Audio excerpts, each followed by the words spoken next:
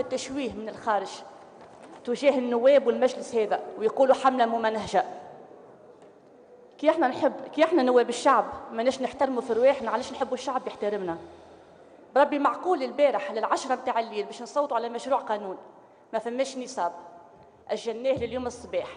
الجلسة هذه حقها بدات العشرة، توا ل 11 غير ربع اجلناه ل 11 غير ربع خاطر ما فماش نصاب، والسيد وزير قاعد بحذانا يستنى فينا حتى لين النصاب يجي، مخلي وزارته والخدمة متاعو.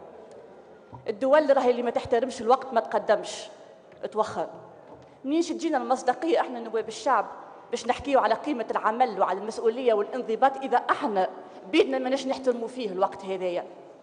علاش شويه النواب اللي منضبطين واللي يخدموا على رواحهم من هنا واللي يحترموا في الوقت يخلصوا في فاتوره الدكتاتوريه الفيديونتيزم اللي يعيش فيه المجلس هذايا؟